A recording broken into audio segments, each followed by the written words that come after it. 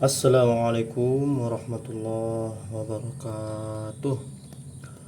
Innal hamdalillah nahmaduhu wa nasta'inuhu wa nastaghfiruh wa na'udzu billahi min shururi anfusina wa min sayyiati a'malina. May yahdihillahu fala mudilla lahu wa may yudlilhu fala hadiyalah.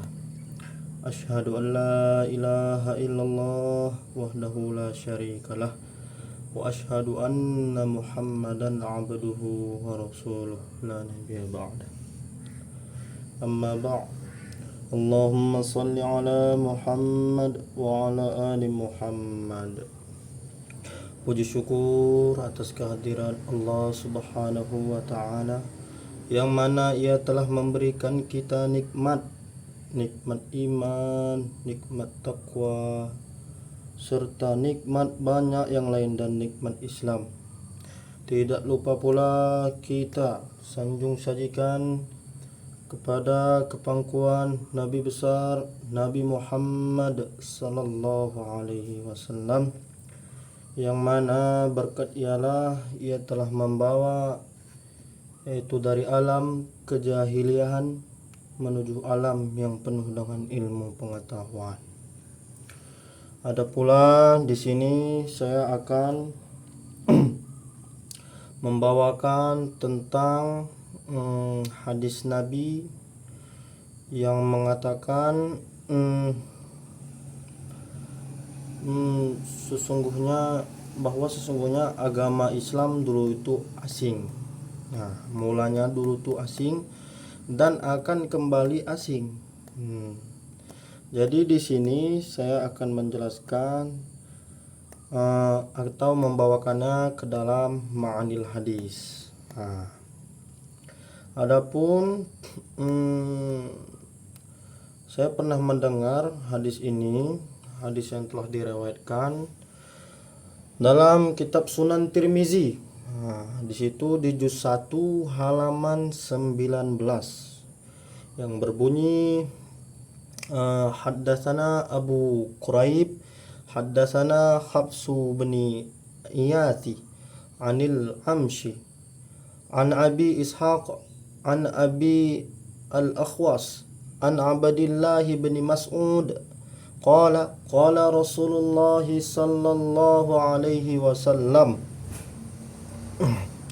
Innal Islama bada'an ghariban wa sayaudu ghariban kama bada fatawaba lil ghurabai, yang artinya telah menceritakan kepada kami Abu Quraib, telah menceritakan kepada kami Hafs dari A'mas, dari Abu Ishaq, dari Abu Al-Ahwas, dari Abdullah bin Mas'ud. Ia berkata, Rasulullah sallallahu alaihi wasallam bersabda, sesungguhnya agama Islam itu pada mulanya asing dan akan kembali asing. Jadi di sini dijelaskan oleh Rasulullah sallallahu alaihi wasallam atau Rasulullah sallallahu alaihi wasallam bersabda, yaitu agama Islam dulunya itu mulanya asing dan akan kembali asing. Di sini saya akan membahas daripada hadis tersebut. Kita akan meneliti para perawi yang menyampaikan hadis ini guna untuk melihat apakah hadis ini itu dinilai sahih atau tidak. Maka perlu pelacakan jarh dan ta'dil perawinya. Adapun daripada perawi-perawi tersebut, yang pertama yaitu namanya Abdullah bin Mas'ud ibnu Ghafil ibnu Habaib ibnu Sam ibnu Mahzum. Ada yang berpendapat ibnu Samki ibnu Far' ibnu Mahzum ibnu Suhailah ibnu Khalil ibnu Al-Harith bin ibnu Tamiman. Itu julukannya Abu Abdul Rahman, gelarnya Al-Hudaili, gurunya Nabi Muhammad sallallahu alaihi wasallam. Muridnya Abu Al-Ahwa Auf ibnu Malik ibnu Najah al-Jusaimi. Lahirnya tahun 34 Hijriah. Umurnya 67 tahun. Menurut dia wafat nih, menurut Al-Bukhairi ia wafat di Madinah sebelum Utsman. Menurut Abu Ni'am adalah tahun 32 Hijriah. Menurut yang lain adalah 33 Hijriah. Kritik dan sanad, beliau sahabat Nabi SAW. Yang kedua, Auf ibnu Malik ibnu Nadilah, julukannya Abu al-Ahwas, gelarnya Al-Kufi al-Asja'i, guru Abdullah ibnu Mas'ud, murid Abdul Ishaq al-Sabi'i. Lahirnya tidak tahu di mana. Wafatnya bersama Ali sebagai syahid, dibunuh oleh Khawarij di Nahrawan. Sedangkan menurut yang lain ia wafat di masa Al-Hajjaj ibnu Yusuf. Kritik sanad, menurut Ibnu Ma'in, Ibnu Hibban, Hudayafah dan Al-Nasai adalah thiqah. Yang ketiga,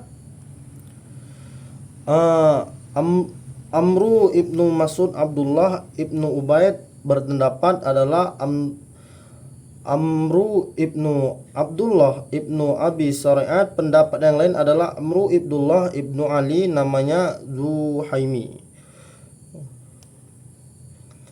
Julukan Abu Ishaq, gelarnya Al-Hamdani Said, guru Abu Al-Ahwa Al-Juhaimi, murid Sulaiman A'mas, lahir tahun 31 Hijriah. Wafat menurut Sufyan adalah tahun 126 Hijriah. Menurut Ibnu Sa'id Al-Waqid adalah tahun 127 Hijriah. Menurut Abu Saibah adalah ketika berumur 96 tahun.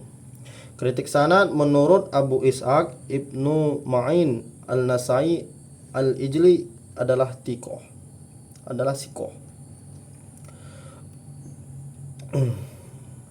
Yang keempat yaitu Sulaiman ibnu Mihran, julukannya tidak ada, gelarnya Al-Masih Al-Sadani Al-Khalili, guru Abu Ishaq Amru ibnu Abdullah Al-Sabi'i, murid Hafiz ibnu Ghiyad, lahir kurang lebih tahun 60 Hijriah. Wafat menurut Abdullah ibnu Daud adalah tahun 147 Hijriah. Menurut Al-Jili dan lainnya tahun 148 Hijriah. Menurut Abu Nuaim ia wafat pada tahun Rabiul Awal, ia berumur 88 tahun. Kritik sanad, menurut Al-Ijli Al-Nasai ia adalah thiqah thabit. Nama yang kelima, Hafiz ibnu Ghiyad, julukannya Abu Bakar, gelarnya Al-Nakai, murid Abu Qurib Muhammad ibnu Al-A'la, lahir menurut Ibnu A'la adalah tahun 1340 Hijriah, dan wafatnya menurut Al-Utradi adalah tahun 1940 Hijriah. Yang keenam, nama Muhammad ibnu Abdullah ibnu Quraib, julukan Abu Quraib, gelarnya Al-Kufi Al-Hamdani, guru Haf ibnu Ghiyad, murid Al-Tumudi, lahir tahun 1601 Hijriah dan berumur 87 tahun. Wafat menurut Al-Bukhari adalah hari selama 26 Jumat di akhir 28 Hijriah. Kritik sanad, menurut Ibnu Hibban dan Al-Nasai thiqah, tapi di kesempatan lain Al-Nasai mengatakan la ba'sa bih, berarti di bawah sikoh. Sedangkan menurut Abi Hasim ia adalah sodik. Kesimpulan, kualitas hadis berdasarkan keterangan yang sudah diteliti. Jadi kita akan membahasnya. Menurut Imam Muslim, hadis ini hadis yang di atas tadi adalah hadis sikoh, tapi menurut Al-Tumudi adalah hadis hasan gharib. Dikatakan gharib karena hanya melalui jalur penyelidikan Hafs. Penulis menganalisa ternyata mengikuti teori Hasan. Menurut Ibnu Hajar, karena Abu Quraib ada yang mengatakan sodok, yaitu hafalannya kurang. Jadi bukan Hasan dari teori Al-Tumurdi, sedangkan dikatakan sahih karena mayoritas penilai perawi-perawi hadis di atas adalah sikoh, maka sanad hadis dan matannya pun sikoh karena tidak bertentangan dengan Al-Quran, hadis yang lebih sahih dan akal sehat. Kalimat hadis ini merupakan indahnya isti'arah dan majas, karena sesungguhnya Nabi Muhammad SAW menjadikan agama Islam itu asing pada awal perkaranya, disamakan dengan orang lelaki yang asing, sedikit penolongnya dan jauh daerahnya. Karena dengan sifat ini agama Islam tampak. Kemudian tetaplah undang-undangnya, kuat perjanjiannya, dan banyak penolongnya, maka tetaplah agama Islam. Dan sabda Nabi Muhammad SAW akan kembali asing, akan kembali seperti keadaan semula. Sedikit yang mengamalkan syariat-syariatnya dan melaksanakan tugasnya. Tidak, sesungguhnya hal semacam itu mohon perlindungan Allah dengan menjaga karakternya dan mempelajari ayat-ayatnya. Hadis di atas tersebut itu adalah isti'arah kinayah, karena menyamakan Islam dengan manusia yang berada di antara selain keluarganya, lalu dibuang dan menunjukkan sesuatu dari kezaliman, yaitu kalimat gharib, asing, dilandaskan lafaz al-ghariyah pada al-Islam adalah khayalan, atau sebagai tasbih balik seperti qamaro, badata qamaro, tampak bulan, kal qamaro fil hamsan, tampak seperti bulan dalam kecantikannya. Dan di sini dikatakan al-Islamu ghariba, Islam tampak asing, maksudnya kasyakhsol ghariba, seperti orang asing dalam kebodohannya dan tak dikenal. Kemudian dibuang wajah sah dan al-adat. Sesungguhnya Islam itu tumbuh dalam kesendirian dan minoritas. Lafaz bada'a bermakna zahir, tampak, muncul dan lahir. Sabda Nabi Muhammad SAW di atas diteruskan dengan fatawabi lil ghafir, berarti baik kehidupannya.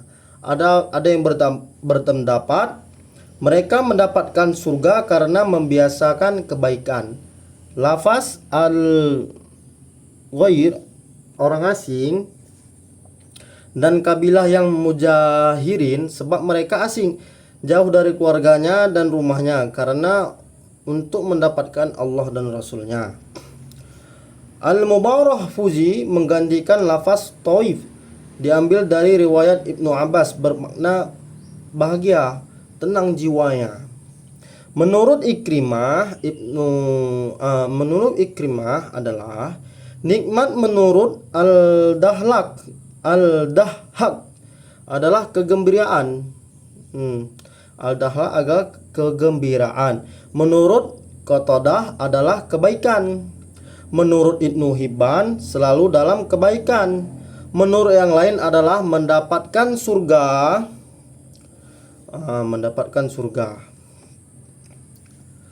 Jadi kesimpulannya di atas, lafaz al-fariba'ah adalah seseorang muslim dari awal sampai akhir sabar terhadap yang menyakitkan. Al-Qori berpendapat yaitu orang yang berbuat baik atas kejahatan manusia yang jauh dari sunnah Nabi Muhammad sallallahu alaihi wasallam. Adapun di sini saya sudah menjelaskan tentang bagaimana ma'anil hadisnya. Dan lupa pula saya memohon permintaan maaf atas perkataan saya yang salah dan kurang untuk menjelaskan bagaimana tentang hadis tersebut, yaitu ma'anil hadisnya. Saya mohon maaf.